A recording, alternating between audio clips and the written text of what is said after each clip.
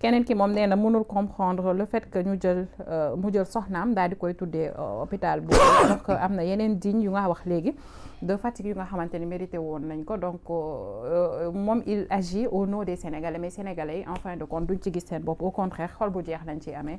mu nekk lu yéeme lool Pape on va terminer peut-être par le dernier point. wax ci vérification des parrainages. Le vrai faux contrôle sur le fichier électoral. Pourquoi le vrai faux contrôle? Ok. Conseil constitutionnel nee nañu moom en dernier recours. moom mooy saytu parrainage yi moom mooy décider de la conformité des parrainages. moom mooy décider de la conformité des dossiers de candidature moom mooy déclarer les candidats. C'est lui qui a le dernier mot. Bon.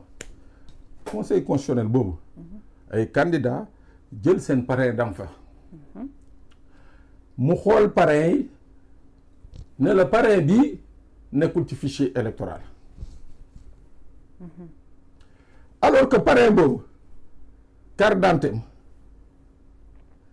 am na ci bureau am na ci centre de vote am na ci bureau de vote am na numéro carte électorale yéemee ngi noonu. Alors, pourquoi c'est un vrai faux contrôle? Li Conseil constitutionnel di contrôler. Oui. ba di naan Salma nekkul ci fichier bi. alors que man Pape Sané man xam naa ne que Salma mu ngi ci fichier bi parce que Salma voté na bureau de vote nangam juillet 2022. Il y a un problème. mooy que conseil constitutionnel ci moom lañ ko jox pour mu saytu. mais méngoowul ak la nga xam ne moo nekk direction de l'automatisation des fichiers. kon maanaam base yi bokkul et puis problème mu fichier bi donc débat boobu dafay ñëwaat. voilà est-ce que benn fichier moo am alors ci yan base la ñu sukkandiku. non xam nga il faut on va un peu expliquer on va faire une petite leçon. Oui. Bon. Comme ça bon c'est pas de la prétention. oui soxla nañ ko. Sénégal dafa am li ñuy wax la direction de l'automatisation des fichiers waxuñu la direction de l'automatisation du fichier des fichiers. Des fichiers. Alors daaf tous les fichiers nationaux dafa koy gérer. Concernant la question bi ñuy wax ne. Oui. daaf dafay gérer le fichier de la carte nationale d'identité. yow boo demee wala sa doom bi am 3 ans 4 ans 5 ans ngay dem di ko utal carte d'identité automatiquement on lui octroie un NIN un numéro d'identification nationale mu nekk ci biir fichier de la carte d'identité. D'accord. nel benn. nel benn fichier. benn fichier ngoog. ci noonu. soo demee di uti passeport ñu traité ce dossier day amaat beneen fichier bi nga xam ne daf koy créer pour les Sénégalais détenteurs de passeport et détenteurs de la carte nationale d'identité et détenteurs du passeport. Du passeport, d'accord. nekkul ñaari fichier mu am beneen fichier bi ñuy wax le fichier électoral. Fichier électoral. léegi yow tu peux être détenteur de la carte nationale d'identité. Mais tu n'es pas dans le fichier électoral. Comment ça? On va donner 2 exemples. tey nga am sa carte nationale d'identité. Tu n'es pas en âge de voter. Oui. kon nekkoo ci fichier électoral bi. Oui, parce que mënoo voter. mun nga dem hors période de révision nga uti sa carte d'identité. mais carte d'identité boobu ci fichier de la fichier carte nationale d'identité lay nekk du nekk fichier. Oui, électoral. léegi pour nga nekk ci fichier électoral bi. mooy nga da ngay inscrire ci fichier ci lors des révisions. Oui, en période de révision. mais mu am benn cas bu yéeme. fan yii dama jaar daaf ma fekk fa booy yu bëri. ñi ne ma ñoom dañu am problème ak seen carte d'identité parce que yenn transaction yenn affaire yi bi ñu ko bëggee def sax dañ naan ne non sa carte d'identité bi baax na par exemple dem naa ay booy nañ dañ dem passeport di déposer passeport ñu ne leen non mun leen déposer passeport parce que seen carte d'identité bi jëluñu ko en compte. Alors ces gosses sont obligés d'aller à la DAF pour que carte d'identité bi ñu def ko mise à jour. waa carte d'identité bu ñu jëlul en compte ñun la koy joxee.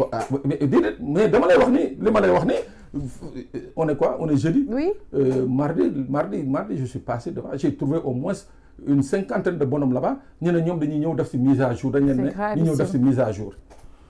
alors tey yow boo amoon carte d'identité. admettons. oui. peut-être nga bindoon ci révision exceptionnelle bi. nga war a ñëw ñu ne la non il faut nga dem defi mise à jour ñi am chance defi mise à jour. ils seront dans le fichier. Oui. Mais est-ce que ñii xamul ni que dañu war a def mise à jour. Est-ce que ñooñu ils seront dans le fichier. yëguñu ko xamuñu lu xew. alors man nag sama xalaat. sama xalaat la man. La DAF peut prendre un fichier. Antérieur à 2022-2023 jox ko conseil constitutionnel.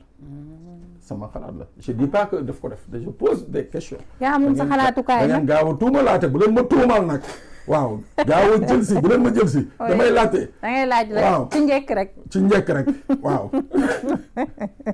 tu vois est-ce que conseil constitutionnel moom li muy traité est-ce que c'est le fichier récent le fichier actuel nii.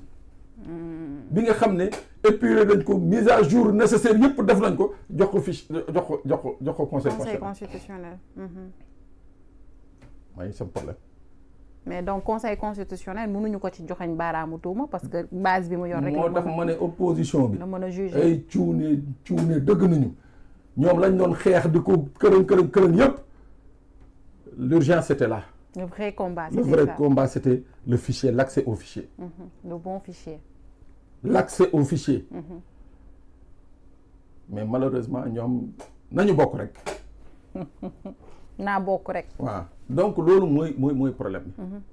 moi je pense que tey logique pour logique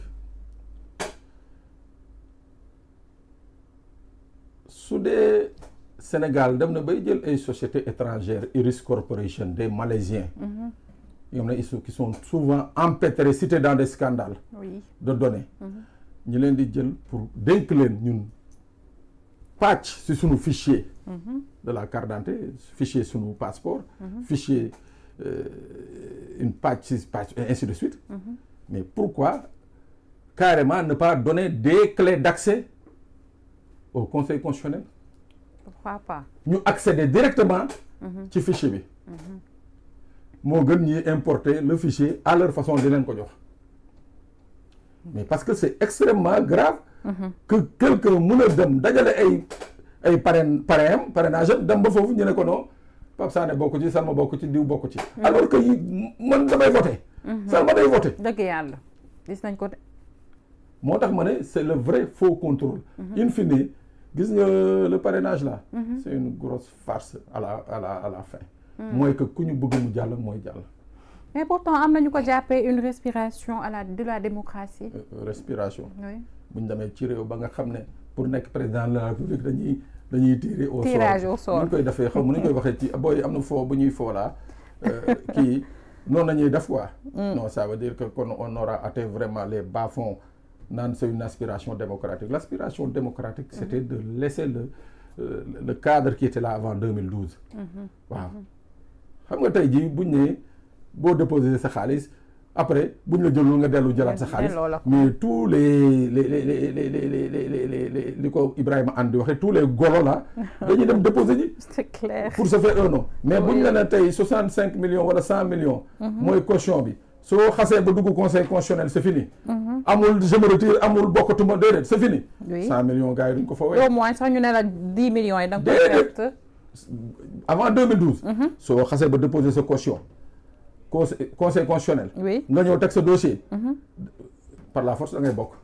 oui en tout cas. waaw dama gis fii benn question moom laay wër nii bu intéressante bu waa ji bind mu ngi naan que nañ la laaj ci ñeneen ñi nga xamante ne jamono ji dañ leen di jox ay extrait de naissance alors que nekkuñu de nationalité sénégalaise comment on peut l'expliquer dans un pays normal.